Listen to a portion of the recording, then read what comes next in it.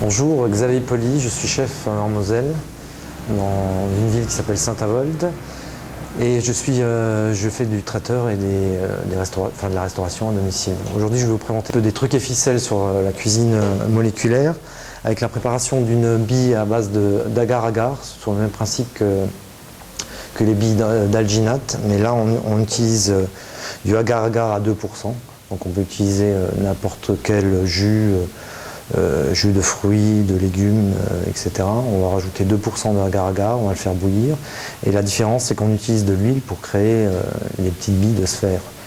Donc là c'est un jus un mélange de fruits rouges, simplement un jus de fruits. C'est juste pour vous montrer la technique. On va rajouter donc le agar-agar, il y a 5 grammes, 250 de jus de fruits.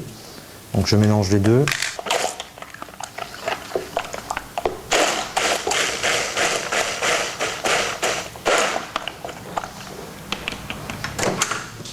Alors, donc on va bien faire porter à ébullition.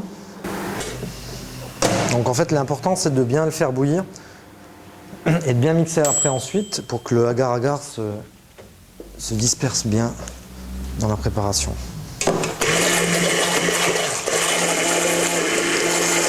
Donc après on peut utiliser ou une seringue ou une pipette, n'importe. Et le plus important, c'est en fait l'huile. L'huile est un produit qui sera beaucoup plus léger et qui va en fait enrober et qui va créer justement cette fameuse sphère.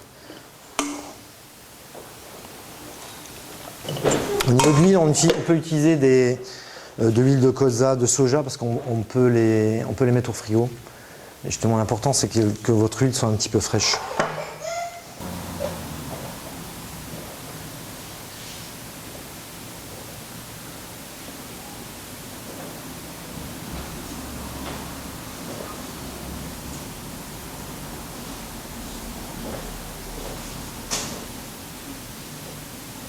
Donc on les crée au fur et à mesure.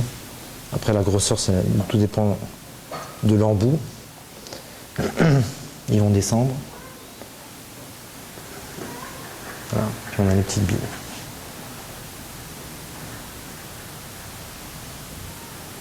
Pour les retirer, donc après on utilise ou un écumoire ou une cuillère.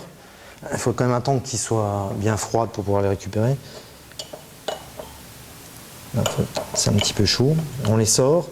On peut les tremper un petit peu dans de l'eau tiède, à peine tiède. Le fait de l'huile va remonter. On peut ressortir l'huile, on récupère nos petites billes qui seront intactes. Bon là c'est un petit peu chaud. C'est pour ça là on voit bien la taille des billes qui se forment. Le mieux c'est de prendre un récipient plutôt en longueur assez plat, comme ça on dispose de beaucoup plus de place pour pouvoir créer les différentes billes. Donc ça fait un espèce de petit caviar de différents jus. On peut faire mangue, fruits ou bien asperges, etc. Le plus important c'est bien le pourcentage de agar-agar et bien faire bouillir et bien mixer à la fin. Et le mieux en fait c'est de l'utiliser tiède. On l'utilise tiède avec une huile qui a été mise au frigo. Qui a été mis au frigo 1 heure avant à peu près, et puis là on verse. On ne peut l'utiliser que tiède, hein. Je veux dire froid après, ça solidifie, on ne peut plus rien faire avec. Voilà, donc la première recette.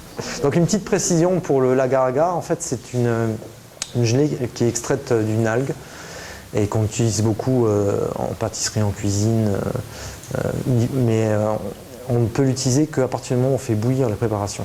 Donc après, à partir en dessous de 80 degrés, il va commencer à se gélifier et petit à petit va en fait gélifier toutes les préparations. En général, on l'utilise à 0,03% pour avoir une gelée normale. Là, je l'utilise beaucoup plus à 2%.